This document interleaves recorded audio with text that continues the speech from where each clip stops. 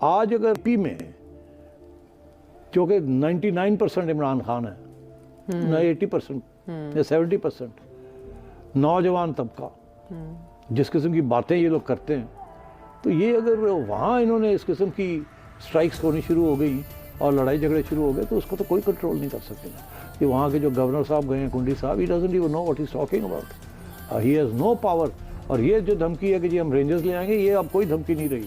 ये इसीलिए मैं आपसे कह रहा हूँ we are headed for a very difficult situation. और ये जो है ना कि जी फोर्स के ज़रिए हम कंट्रोल कर लेंगे सब कुछ, ये नहीं होगा।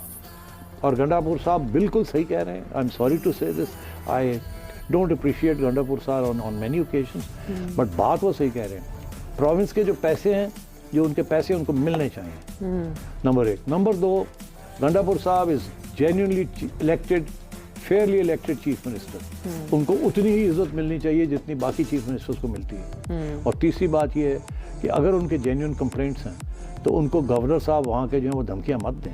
गवर्नर साहब की कोई हैसियत नहीं है। आज अगर गवर्नर साहब का रोटी पानी बंद कर दे चीफ मिनिस्टर तो गवर्नर कांट डू एनीथिंग। और ये जो धमकी है हम गवर्नर्स रूल लगा देंगे, हम ले आएंगे, रेंजर्स ले आएंगे, ये अब वो ज़माना ख़त्म हो गया है इस किस्म का। ये 90 की दिहाई नहीं है कि आप धमकियाँ दे के गवर्नर्स रूल लगा देते हैं और अदालतों में फिर घूमते हैं कि जी रेस्टोरेशन हो। यहाँ आवाम is in a nasty mood.